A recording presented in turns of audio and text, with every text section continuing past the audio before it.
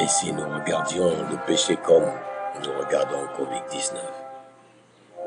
Et si nous regardions le péché comme nous regardons Covid-19? Eric Lowe est pasteur adventiste du 7e jour en service aux États-Unis, précisément dans l'État du Texas. Il est marié à Esther depuis 3 ans et ils attendent avec enthousiasme la naissance de leur premier enfant qui probablement naîtra au mois de septembre 2020. Seulement, le couple pastoral a récemment vécu des moments difficiles dont voici le récit. Il y a quelques semaines, dit le pasteur Eric, mon épouse et moi avions quelques problèmes de santé avec ce que nous pensions être une intoxication alimentaire et une simple fièvre. Après 36 heures de traitement, dit le pasteur, j'ai vite récupéré, mais mon épouse a développé à la suite une toux sèche et des courbatures. Nous nous sommes rendus dans un centre de dépistage de Covid. À notre grande surprise, nous nous sommes entendus dire « Ce n'est pas nécessaire de lui faire un texte, à moins qu'elle n'ait sciemment été en contact avec un porteur diagnostiqué positif du Covid-19. » Le pasteur et son épouse n'étaient pas convaincus, mais ils sont rentrés chez eux. Plus tard, Esther subira des examens pour d'autres maladies qui s'avéreront négatifs. C'est ainsi que, quelque temps après, elle sera prélevée pour le test de Covid-19. Mais après plusieurs jours, pas de résultat. Cependant, après des enquêtes, dit le pasteur, nous avons découvert qu'il y avait une pénurie d'échantillons des tests de Covid-19. Et il y avait des centaines de personnes qui attendaient, probablement avec des histoires similaires à la nôtre.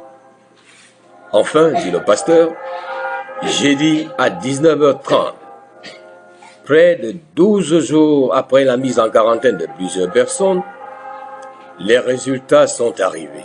Bilan négatif. Pas de coronavirus pour Esther, mon épouse. Oh, quel soulagement.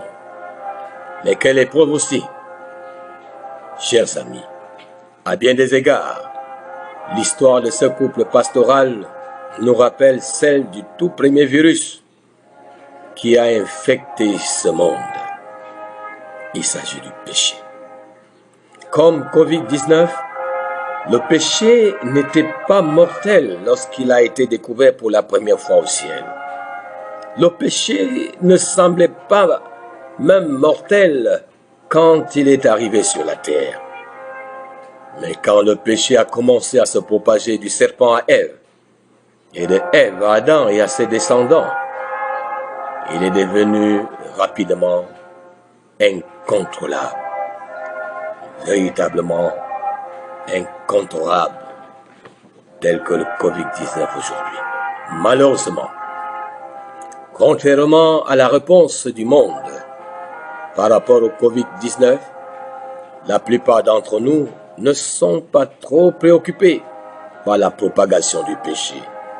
Nous ne sommes pas trop inquiets de tester nos vies par la parole de Dieu et de sonder nos cœurs. Nous voyons les symptômes du péché. Égoïsme, colère, fierté s'infiltrer dans tout ce que nous faisons. Mais nous ignorons ces symptômes. Nous apprécions le péché, nous jouons avec lui, nous plaisantons avec lui.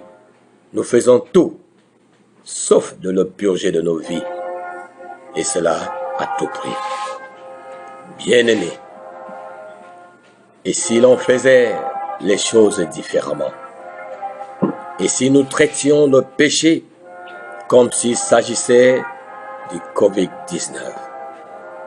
Et si l'on traitait le péché comme s'il s'agissait du Covid-19? Je connais un passage biblique qui nous encourage à nous soumettre à un texte de diagnostic.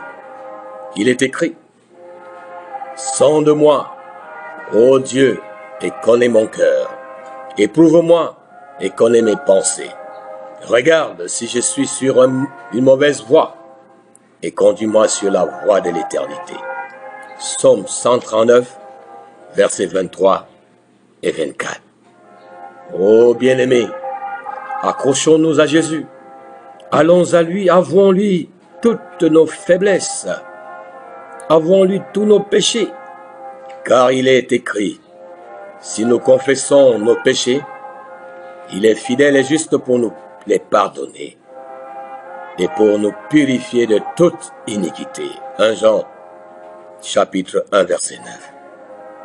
Bien-aimés, quelle que soit l'horreur de notre péché, le Seigneur déclare, venez et plaidons, dit l'Éternel. Si vos péchés sont comme le cramoisi, ils deviendront blancs comme la neige. S'ils sont rouges comme la pourpre, ils deviendront comme la laine. Ésaïe, chapitre 1, verset 18. Bien-aimé, viens à Jésus dès aujourd'hui. Viens à Jésus maintenant. Il te tend la main. Il veut te donner la vie. Viens à Jésus sans hésiter et tu vivras. Que l'Éternel te bénisse. Que l'Éternel parle de toi en bien. Que l'Éternel te bénisse. Que l'Éternel te bénisse. Que l'Éternel te bénisse. Amen.